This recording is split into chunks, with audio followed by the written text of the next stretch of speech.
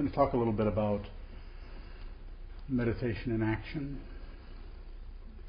Of course, we always wonder, what is that? Meditate, how do you do that? I often say to people, when you sit, don't do anything. And then when you get up from sitting, just hang out. Don't really try to control or particularly do anything with that either. On the other hand,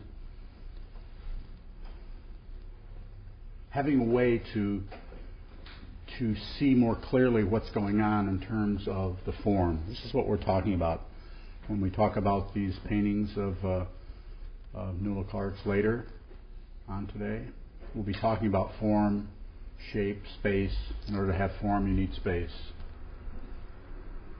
We don't really know what any of that really is. So there's different ways of observing what's going on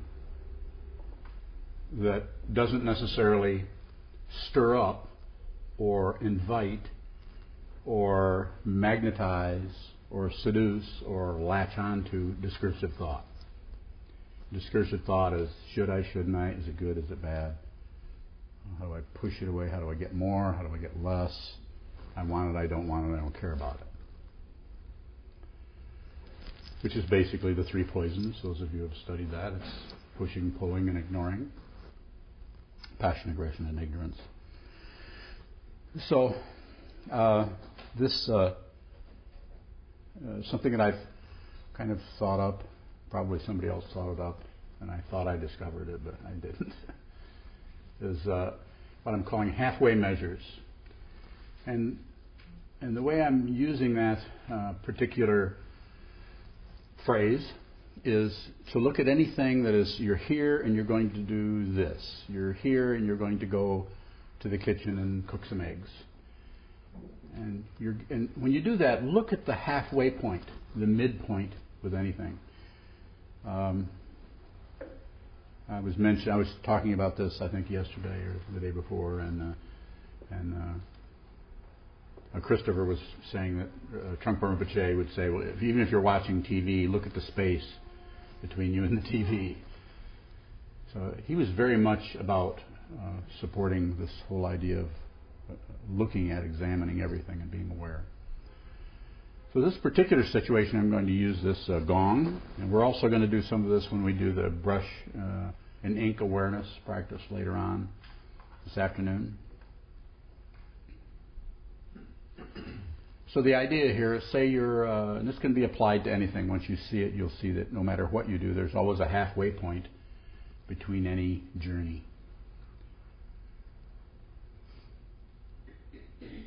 So as you're sitting and then you see it's time to ring the gong. So rather than just pick up the gong and bang it, I mean, you could still do that delicately and respectfully and so on, but rather than do that, so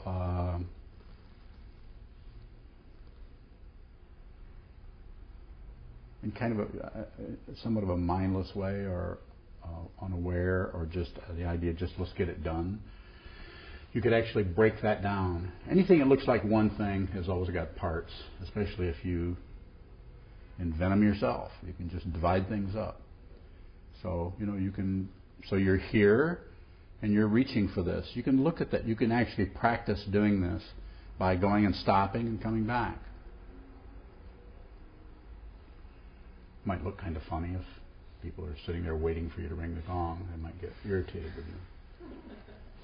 But you just notice it. It isn't like you necessarily hesitate. You notice when you're just halfway there. You notice when you're there. And then you notice when you're halfway to whatever point you decide to pause. So it's a way of looking at that more carefully. So it's just a little, doesn't take much thinking, it takes no thinking. It's just a matter of just being aware that there's a halfway point or a midpoint, halfway measure. It's interesting how much that just kind of opens up that whole space, slows you way down to do that. You don't have to try to slow down. It doesn't even seem particularly contrived. You can also do it in conversation. Someone's saying something to you, you're responding, you can stop halfway. And you can continue too, but you can stop halfway.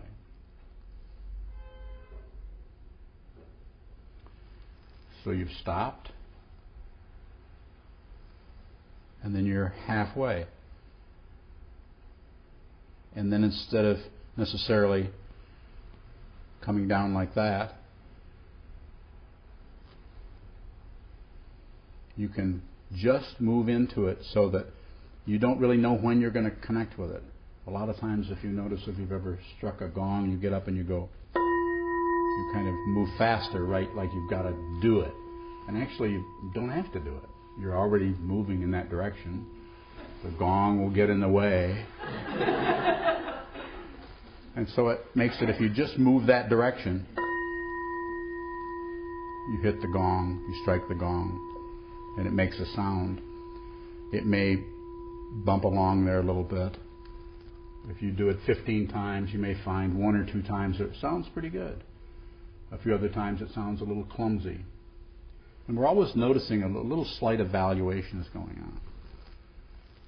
So it's halfway. You just notice halfway. Halfway. And you do it in a way that it's one situation rather than me hitting the gong.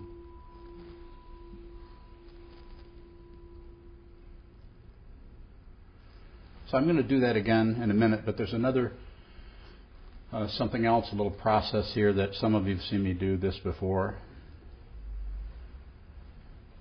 I'm going to strike the gong twice. And I want you to look closely at what I'm doing here and see how those two gongs are similar or the same, and see how they're different, and see how your evaluation comes on without your permission. It's without your permission. You're not trying to evaluate. It just comes out of nowhere. This is the first one. Has anybody seen this before? I've been watching you all day, all morning. You have? Okay. Okay, here's the first. This is number one. Now we're looking at what? Two situations, same, similar, and different. And then the degree to which evaluation is kind of climbing on board without permission.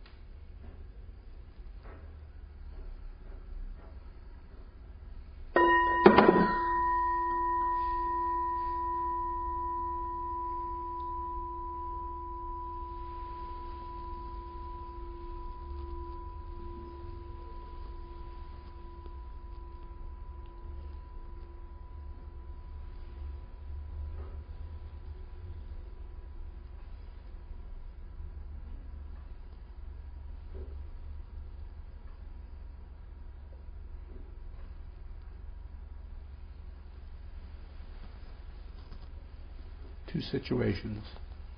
How are they the same?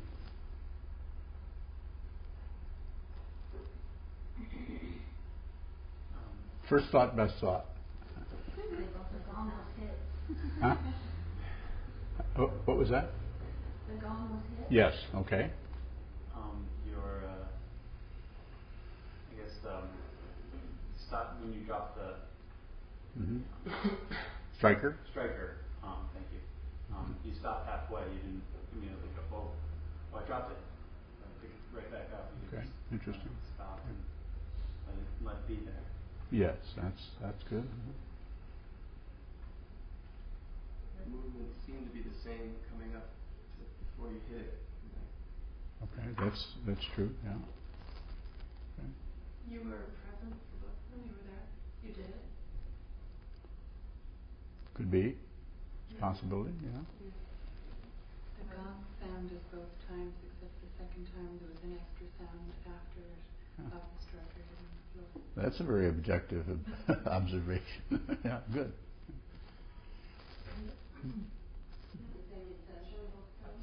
Very good. That's a good one. Yeah. The thing I haven't heard yet. We had another one. No, she just said what I was going to say. Oh. So Oh, which is the same. the intention. You, her. What I was going to say was they're both imperfect. Both imperfect.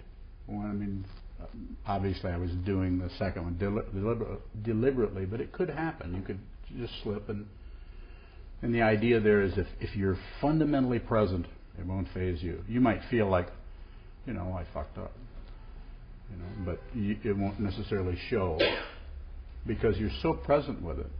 There's some kind of discursive thought, but it's not taking over the situation. And the idea that they're both imperfect is that you can't ever do it perfectly. There's no such thing. There's always some kind of evaluation going on.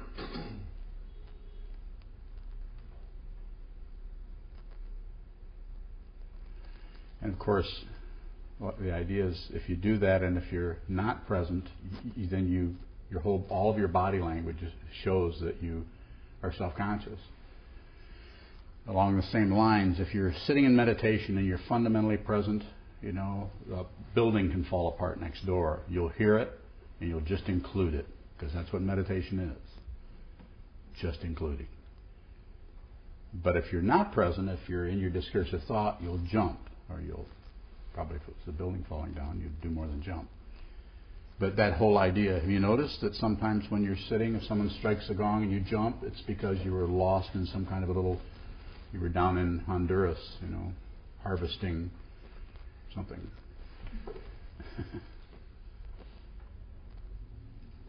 Any other comments or questions about that? How are they the same? How are they dissimilar? Can you talk a little bit more about how the evaluation? Yeah, thank you. I meant to. That's, in fact, thank you. I forgot all about that. Did you notice, of course, if you're the one doing this, you're going to be, it's just a knee-jerk evaluation. I've slipped. I've gotten this wrong. What will people think? Will I never be allowed to keep time again? Whatever. Just some kind of embarrassing, not looking good situation, which we're quite often in. Always kind of waiting to see if we're going to get caught up with it. People will find out that we're not present. Anything on that? How did it come up? Did anyone actually think that I screwed up? It was a surprise when you dropped it. And for me, the person who's watching, I felt like, there's a teaching in that because he dropped the thing. That Bob's always teaching something. Darn. I felt that was more a surprise. Okay. So it struck me. Yeah. Any other comments on how that felt? Yes. I was going to say, because you told us to watch the evaluation just the first time before there was even the second time, I was like, okay, so he's holding it with his right hand and really kind of picking it apart before I even had anything to compare it to. Okay. Yeah, it's kind of hard to get a perfect stage set for what we were looking at. Terry? Well, whenever something doesn't, there's expectations about usually this is how it goes, and we've gone a lot of times, and there's usually something you expect, and of course you kind of let us know that there's going to be something different. Yes. And so I was kind of sort of feeling open, I wonder what he's going to do differently. And then you drop it, I laughed out loud. It was fun. That it was it's unexpected. I was like, cool. I didn't know that was going to happen. So it actually, so I guess that there was an evaluation in that in terms of, afterwards, in the moment, I wasn't evaluating. I just, okay, this is laughter. But then afterwards, it's kind of probably more comfortable to laugh at it than to feel like it was something wrong. Okay. Christopher, how did that strike you? It seemed the same. Okay. And that was my initial reaction, is that there was really no difference between the two. Okay. Yeah. We're married. You're married? Yeah. Not separate. You're not separate. Hot serpent. Hot serpent. Yeah. Yeah, I did a calligraphy for them. It's supposed to say not separate, and Christopher came in and looked at it and said, "Hot serpent." He can't read, and I can't let her. So, any other comments on that situation or on the halfway? Yeah. Well, the dropping and even like my drink like spraying all over, it sort of seems like that's the only thing happening. Like it's a moment where everything else disappears. Oh.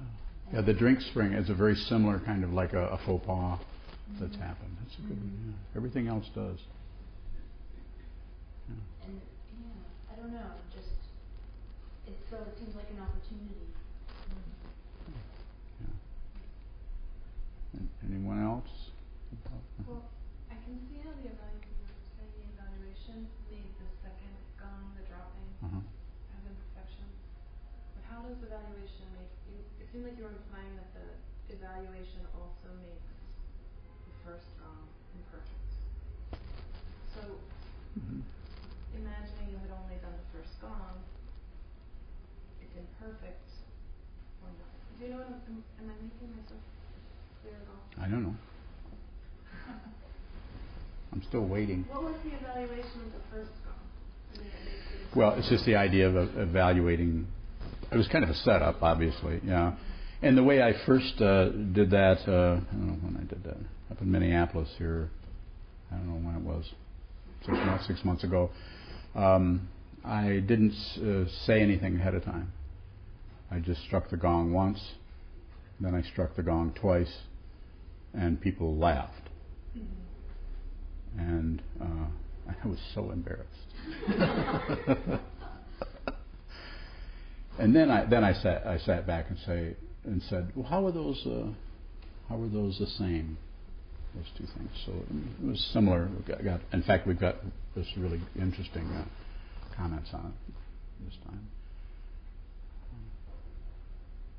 Anything else on that? Any questions on it, or any other comments on that particular exercise? So halfway, looking. I think that's what I was struck with, because all morning I've been watching the movement when you take the striker, and just maybe my evaluation or judgment is how beautiful it is, or just what awareness you have for every movement, from the turn, the bringing to your body, the slight shift, and just strike. Yeah. And that is so beautiful. If I could pick up my bottle, and the gripping, the wrapping your finger around to hold it. It was just beautiful to witness that. So I like this idea. It's not really planned. It looks kind of choreographed, but it's like, But it wasn't always the same. No, that's what I meant. It wasn't always the same. That's why I kept not always the watching same. all morning, because sometimes it was a little the weight of it's the different. thing. Yeah. I teach when we have a sesshin, person that's in the Japanese tradition. The doan is the person who's the timekeeper. I teach people to do this, but I don't necessarily teach them a rock solid form. It's just the idea of really relating to what you're doing in a kind of might. I think it feels self-conscious to begin doing that, but after a while, it's enjoyable to take your time. And where did I learn it?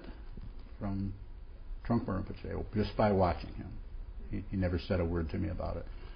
Anybody that sees any videos or actually, I don't know if is it people been here that met him? There's no one here that met him. Well, I'm getting old. Yeah.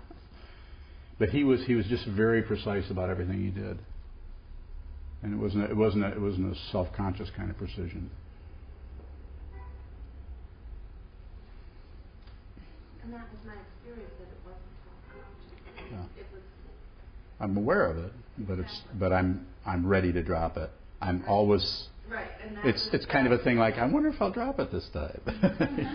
Maybe because there's it's you're actually kind of playing with the whole thing. And then I was playing with the sound is because I think when you actually place the striker back in, it brings the sound, it finishes it quicker, and that whereas when it was laying on the floor, I think it went to a higher, slower song. It disappeared in a different way. You could do it either way, or you could. Sometimes I say if you're putting it back and it's still ringing out, you don't have to stop and wait. You can just come down, and it's just a matter of relating to it. You can touch your finger to it so it isn't stopped by wood. If it's stopped by this wood, then it makes a rattle, or it doesn't sound as soft. Mm-hmm. Well, one of the things that occurs to me is that accidents, like dropping something, I'm going to just call them accidents, I don't know what they are, but these kind of disruptions of the things that we're expecting to happen tend to happen more when one's not mindful. So there is a difference between, my assessment is that the first one you did it mindfully and fluidly, and the second one got sort of interrupted by something that is likely to happen if you're not being as mindful. And so I evaluate it as one's likely less mindful than the other, and I judge it critically. Well, that was clumsy, and if you were more mindful, that wouldn't happen. In your situation, I knew that you were mindfully doing that, but in sort of day-to-day situations, you're saying they're both imperfect, but I see one as mindful and the other one is lost mindfulness. Yeah, it's Lori, right? Laurel. It's interesting about the word mindfulness. A lot of times people who are more militant with their meditation will tell you should be more mindful.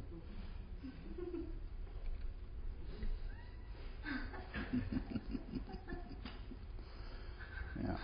What the hell is that about? You should be more mindful. Someone would say that to you.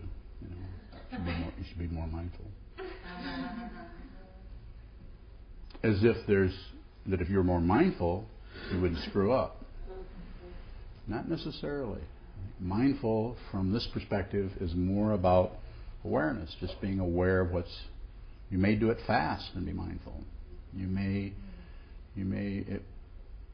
like I was saying, if you're here and there's a big noise next door, if you're just aware, just mindful, it's just included. Even your own errors or mistakes are included, and other people's are too. But sometimes people have a kind of a control mentality that mindfulness is about getting control so you never screw anything up. And you need to learn it first before they learn it.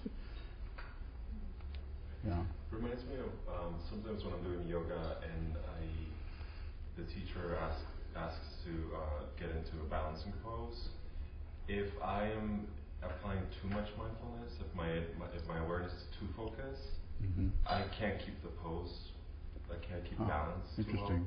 If I have a little bit more of a diffused panoramic awareness and I'm relaxed, then I can stay balanced longer. Sometimes mindfulness actually trips you up. Yeah. Like if you kind of zoom in too much. That's a good way of saying it. You've got too much of an agenda about making darn sure you're counting your do it right. Right. Somebody's watching you.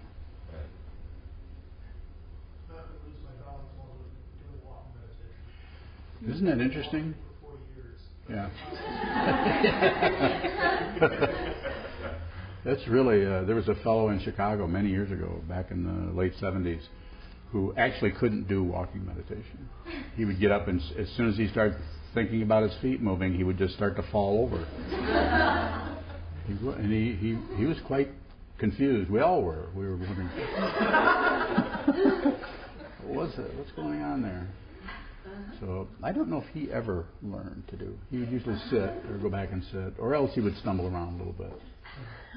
It was quite funny, but very similar kind of situation. Has anyone else experienced that as you're walking? You said fall over. Yeah. So it's thinking about what you're doing. There's a kind of walking meditation that I like to that I teach in prisons, because it's it's not so obvious what you're doing, and a lot of times they don't want anybody evaluating them. They're in that kind of a controlled hell realm, and it's called observing coincidence. So you have two cycles going on. One is the movement of the feet, and the other one is the movement of the breath. And rather than synchronizing them like you would do in Japanese kinhin, which is out breath, out breath, out breath, or possibly different Shambhala traditions sometimes is lifting, swinging, pressing, kind of describing what your feet are doing. And then there's other versions people have. But this one is merely observing when these two cycles coincide, when they coincide. So you can jog and do it, you can walk. It's such a soft approach to it, and you might say passive approach, and just observing, that you can be walking along and just notice when there's a footfall coincides with an out-breath. It'll be like every third footfall is an out-breath, and then it'll, because of the difference in the time frame or the length, then it'll switch over and it'll be the left one for a while. But it's a way of putting just a little bit of glue on your awareness. And it's amazing how much discursive thought can go on at the same time, and you can still daydream and think evil thoughts.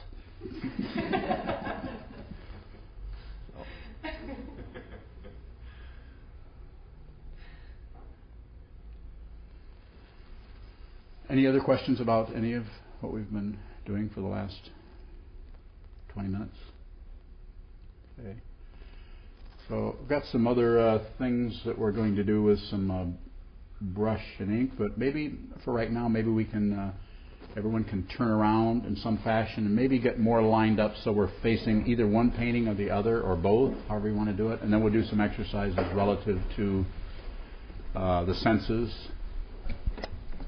Does anyone happen to have one of those little pointers where you can point? Where I can actually, rather than get up there and point, I can point to something? Laser pointer? A laser pointer, that's what they call it. So I might have to do this a little bit differently since we're using two different paintings. So first of all, pick a central object. Like in the painting on the left, there's a gray panel there. It's just below center. You can either take that entire, it's like 8 inches by 12 inches, or you can take the little bar right above it that's about the size of a Milky Way. It's not a Milky Way. It's the size of one. Over in the other, on the right, if you're in front of that one, perhaps we'll take something that's fairly central. Right in pretty much the center, just slightly above center, there's a small gray area there, about 1 inch high, maybe 3 inches long. Does everyone see that?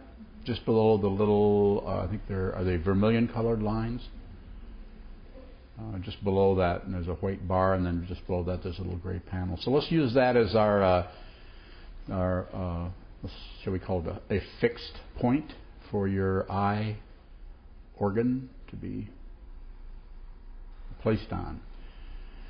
So put your eye on that area, and then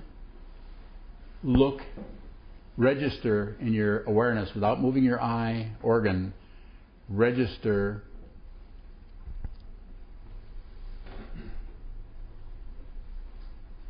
everything that's black or very dark.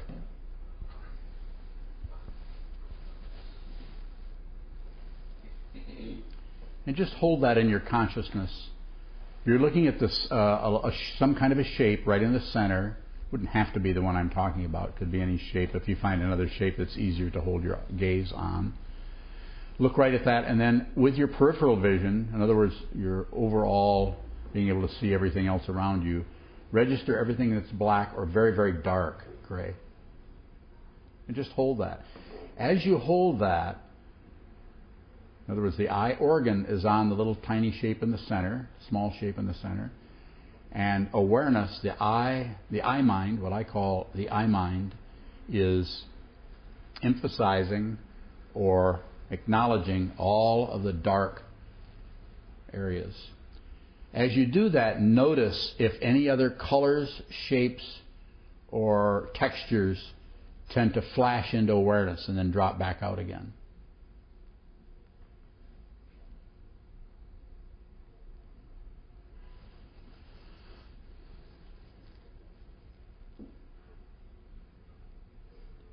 Now flash, rather than the black areas, with your eye in the same position without moving it at all. Now move your awareness to everything that, I'm going to use a couple different colors because they aren't exactly the same, to everything that is either pink or orange. Take your pick.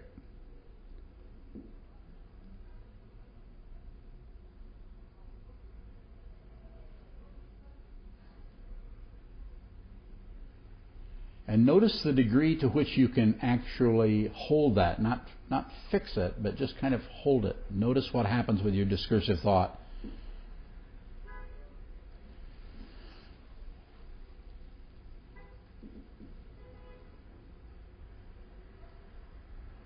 So now we're going to alternate between two colors, tones. So with your eye in the same position, I want you to move your awareness between the very darkest shapes, colors, usually and most of it is black or really dark gray. Look at those entire shapes that are really dark.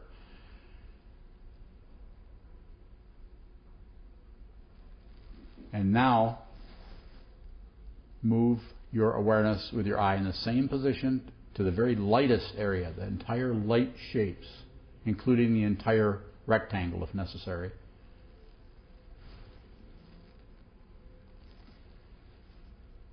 And right now it should be on the lightest shapes in terms of awareness.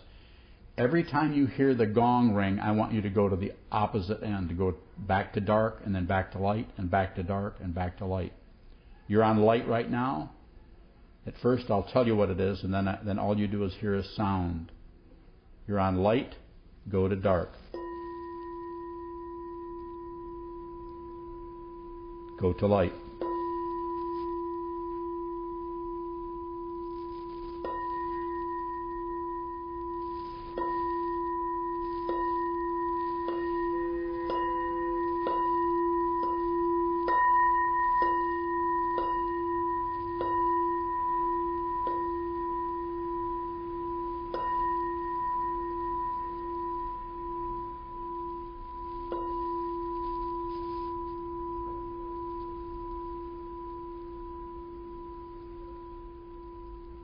Now with your eye on that same fixed point, move your awareness to the sense of touch, how your body feels, how your butt feels on the floor, the cushion, how your breath feels coming and going. We're going to alternate between the sense of touch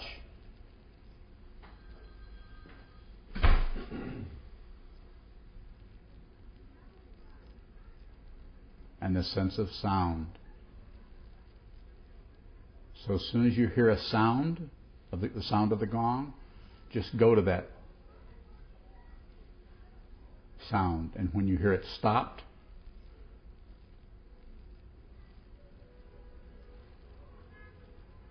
go to the sense of touch. Sound, touch.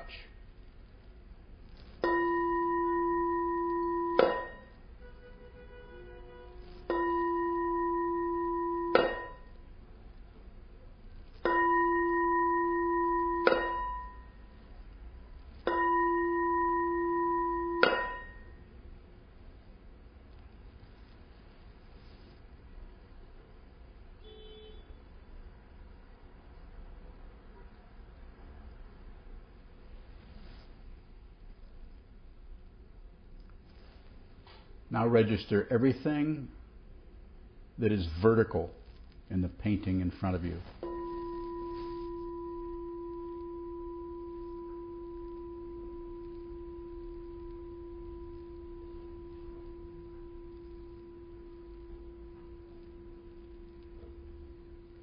Everything that is horizontal.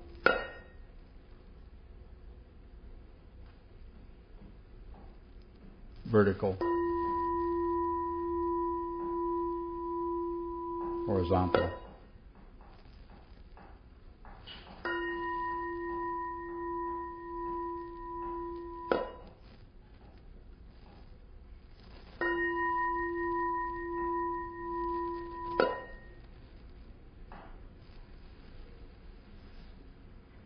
So the idea there, keep your eye on the center of the painting, but the idea there is not only to do that, but to notice what else occurs. What else occurs in terms of the registration in your consciousness of color, smell, sight, sound, anything else that's happening. Thought patterns, evaluation that comes and goes, discursive thought. What we're doing here is we're observing. So you're not trying to stop anything. You're emphasizing something, but you don't really have a particular goal.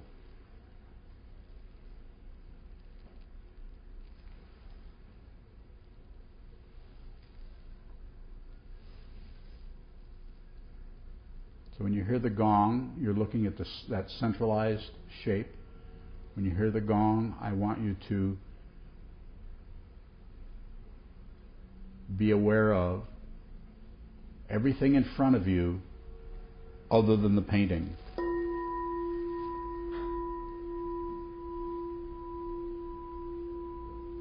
Now the painting in its entirety. Eyes in the same place. Now everything else, the wall, the baseboard, the plugs, wiring, painting.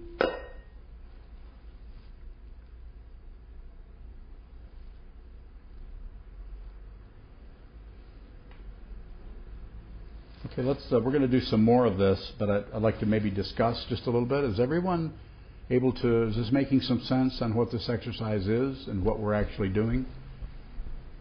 Is there anyone that has any questions about it or is totally perplexed by it?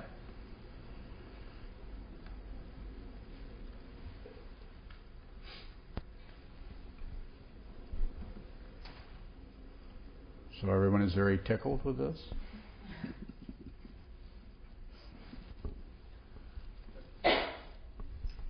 Is anyone noticing anything where you have the two things you're told to do? Is anyone noticing other things that are occurring that are not necessarily pointed out? Jill, do you want to say anything about it? Well, I think what's different from last night for me is that I'm able to let go of trying to see the thing. So in being able to relax and letting whatever you say just sort of happen, I don't know, either it's coming forward or other colors become more pronounced. Like, I don't know, it just sort of comes alive. I mean, I could describe some of the particulars, but it's Go ahead. Well, it looks so different now looking at it. I don't know. Sometimes it seems like things are sort of moving this way, or like that. Then the orange becomes really pronounced when you were saying to look at the white. So then, the orange and the white were in the foreground. Things like that. Okay, thanks. Is anyone noticing that now if you just kind of casually look around on it, does it look different than it did before we started the exercise? Huh? And what is different about what is, you've got some contrast happening there in terms of your experience. Could you say something about it? It seems a lot more vivid. Okay. It's very important when someone has spent, just talking about painting here, but anything, when someone has spent a lot of time putting something together like this, which Nuala spent her lifetime doing this. These are this a long period of time comes together, and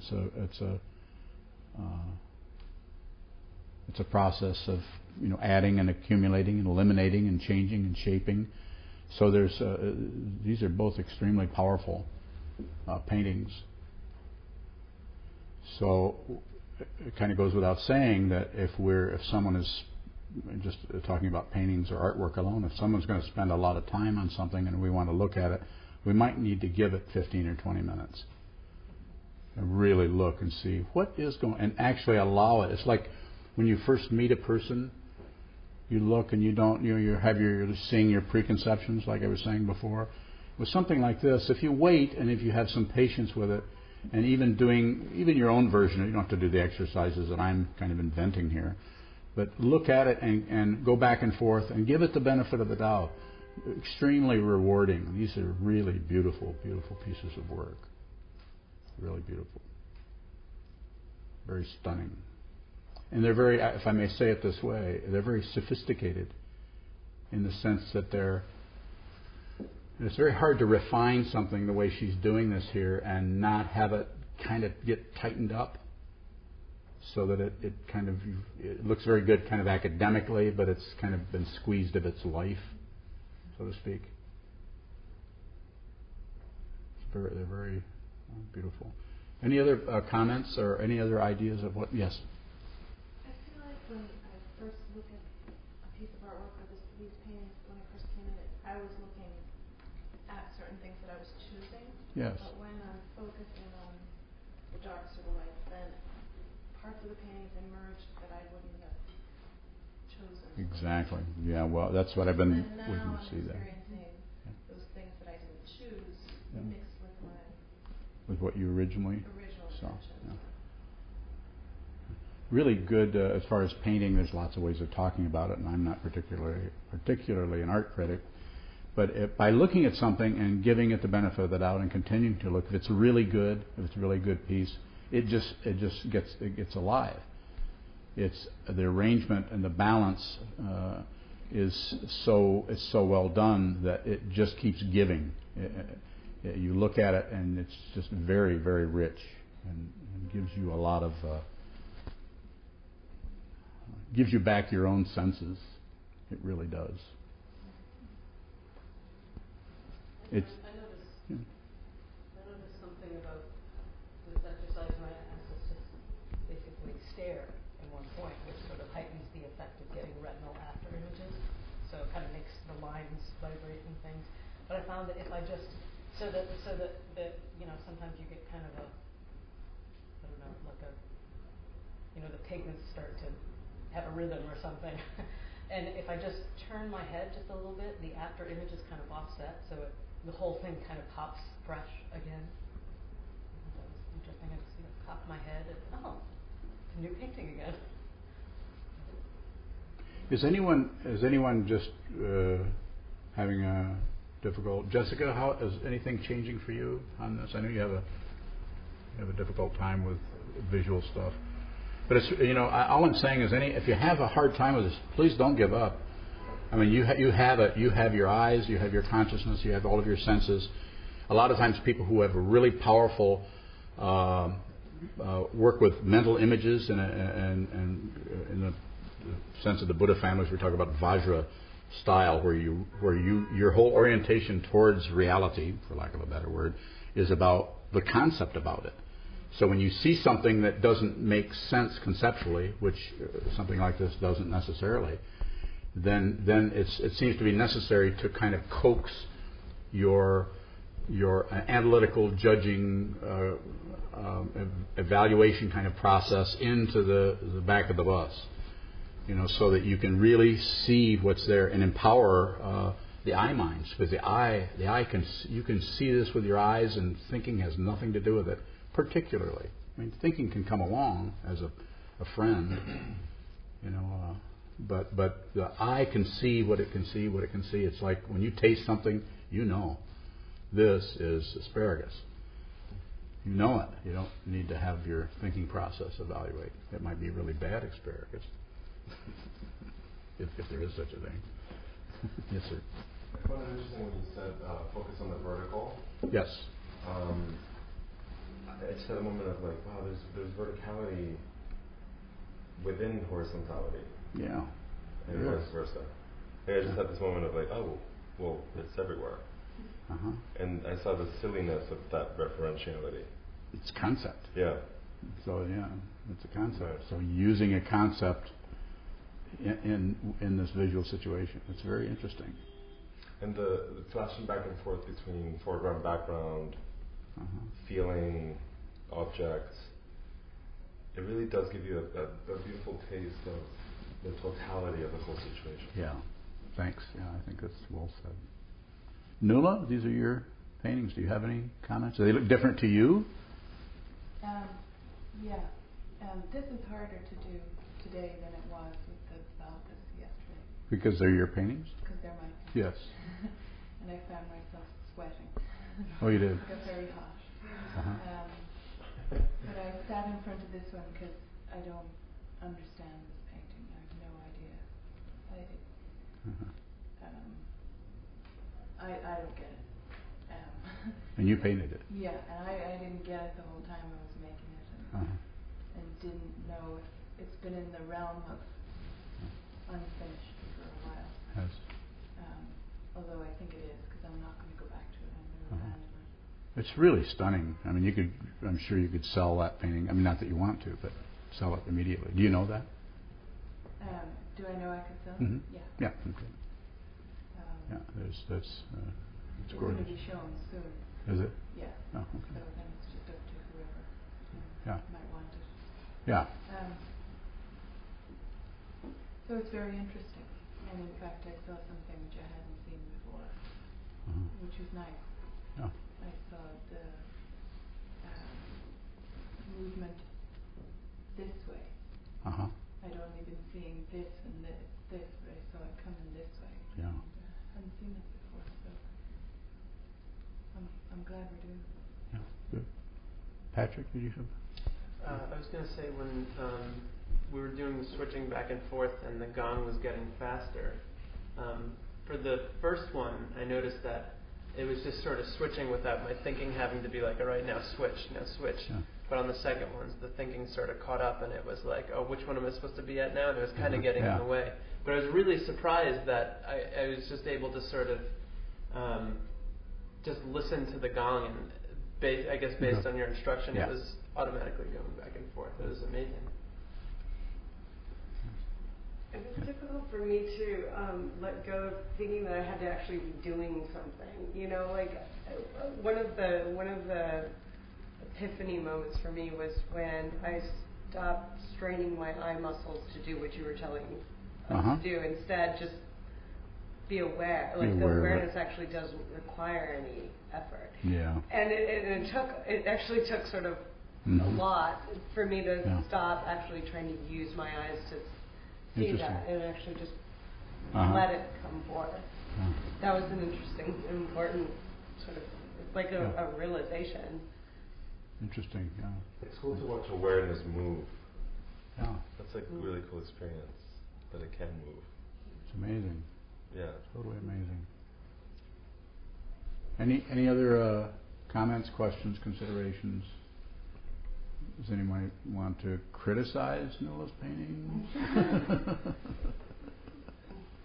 I just have a question. Does anybody, just looking at the paintings now, in looking at the other painting that you weren't looking at, do they have like a different, does anybody feel more connected to the painting that you weren't looking at in some way? Or does everybody feel like the one that was their main painting is the one that's really popping the most right now when you look at the wall? Does that make sense, that question? I think I had no connection to this one. But when Nuala talked about that she almost had no connection herself to this painting. So now I feel more connected to it for some reason.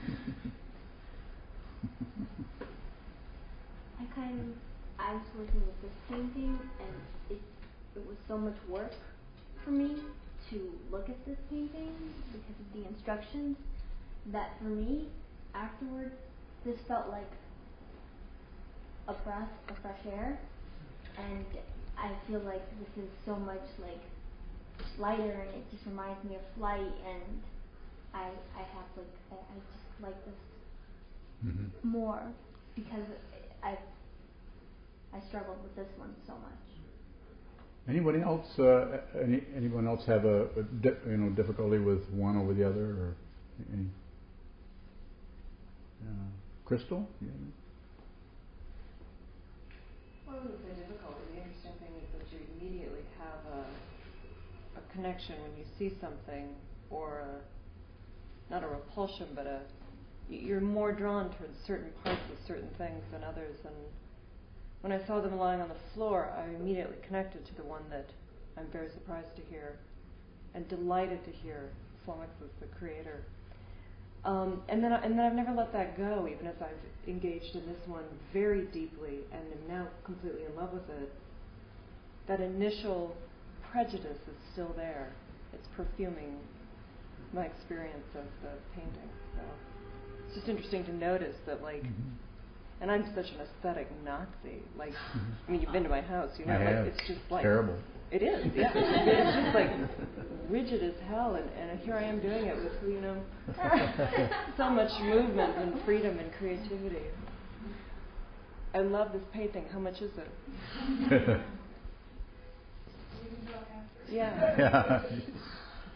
Yeah, it's beautiful. So, got a couple more exercises which should be interesting. So, if you want to switch paintings, so if you want to move to the other side and so do that if you'd like right now. I'll give you a minute to do that. Go to the other painting. A little bit different.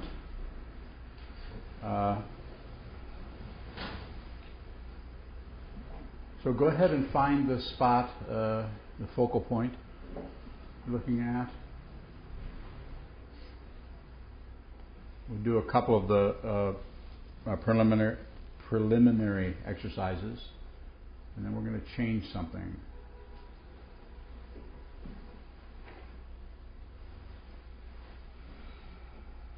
So first register everything that's dark with your peripheral vision.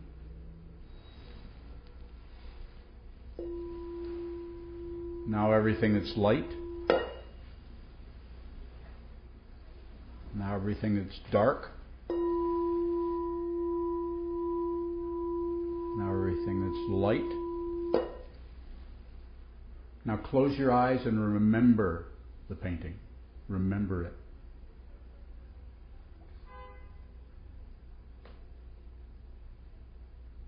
Open your eyes. Everything that's dark. Everything that's light. Everything that's dark. Everything that's light. Close your eyes. Remember the painting.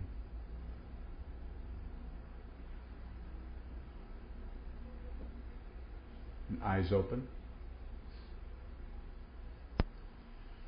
Now with your eye organ fixed or held in that central area, slowly starting around as if that were a clock face, starting around 9 o'clock with your awareness. Move your awareness from the 9 o'clock area up to 10 o'clock area, 11 o'clock area, 12 o'clock area, 1 o'clock, 2 o'clock, 3 o'clock, 4, 5, 6, 7, 8, 9. And now just do that on your own, but notice if there's anything else wants to come in and have its say, so to speak, wants to establish itself in your consciousness without being invited. Like something jump, if you're in the 12 o'clock area and something is jumping up from the 5 o'clock area in terms of color, shape, texture.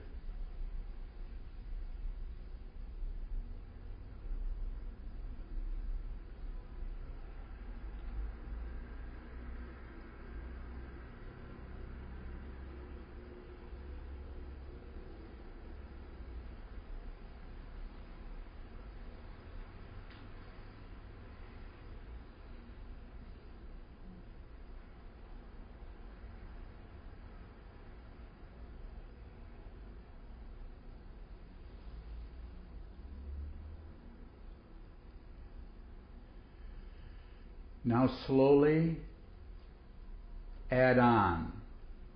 This is the one place where I'm going to recommend that you add on.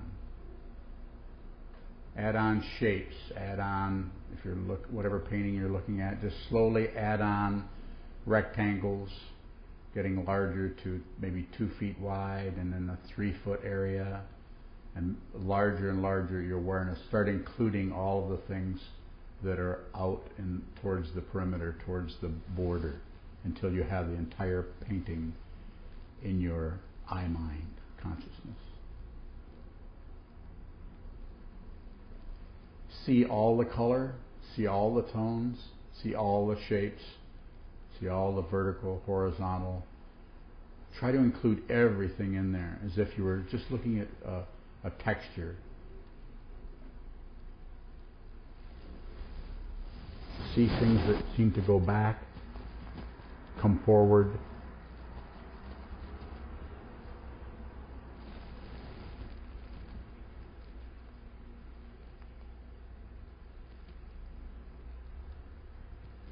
If you get stuck somewhere, go to how your body feels. Go to your chest area, your arms, and then go back to the visual emphasis. If you tend to get feeling frustrated, go to how your body feels, and then go back to the visual area.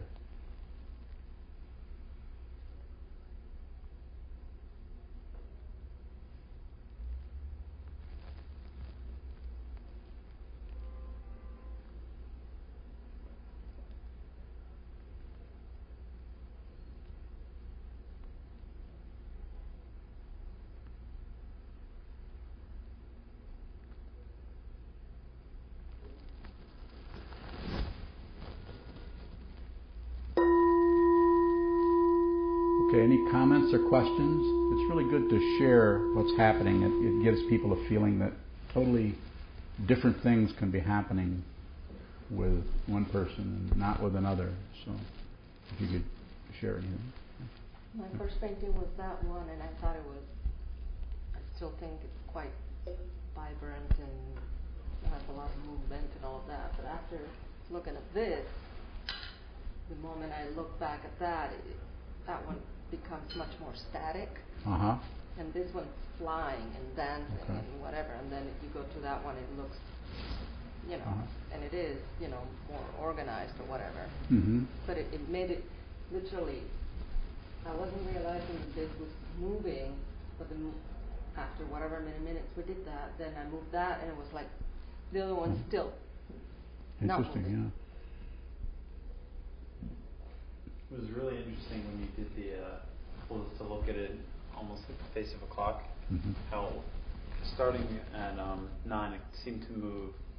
My awareness seemed to move relatively like fluid, and then as it got towards like 10 or 11, it kind of like got more solid, and it seemed to really move with the painting. And it continued like that all the way until about 3 o'clock, and then when it got right about there, it swooped all the way down with the painting, with the brush strokes. I thought that was really fascinating. I found when you asked me to look, to put my awareness on 9 o'clock, for a few moments I couldn't remember when 9 o'clock was. 9 o'clock phrase. What do you think that indicates? Just quickly. My first thought is that I needed to be able to look away to access the part of my brain that knew what that was. Yeah. Very interesting.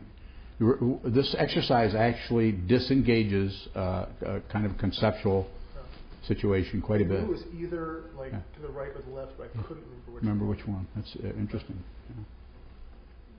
Anybody else? Anybody having any emotional, kind of getting emotional feeling coming from that or from yourself by observing what's in front of you here in terms of painting, or any other comments for that matter? Yes. I mean, in terms of emotion, it's close to a sense of amazement and awe. It's funny that I do this exercise on my own. I remember that I do this on my own once in a while waiting for the subway. I'm just amazed at the fact that you can have a focal point and still be aware of Yes. Peripherally, another focal point of sorts that's a little blurrier, but that you can actually move your awareness. Yes. And it's just amazing. There's something really interesting about it. There is. It's just this really naked awe. I agree. And when you say look at the whole thing at the same time, I'm like, wow, well, I could expand awareness. I can continue to expand. Like, it doesn't have to stay inside that. It can be everything. Square, right? Yeah. And then begs the question, what? What?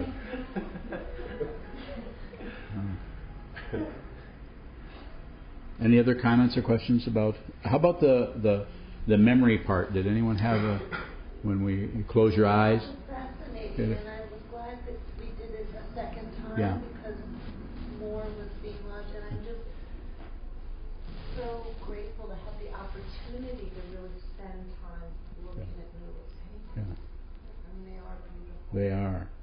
And how much, I mean, if you saw a painting in a gallery, for us to sit and look and spend, half an hour or so just really looking and exercising and using our awareness to go in and you're actually, when you do this, you could say you're actually paying respect to that painter, to the person. And also just start kind of at the edge, but include more into the whole piece with that building also. That was great.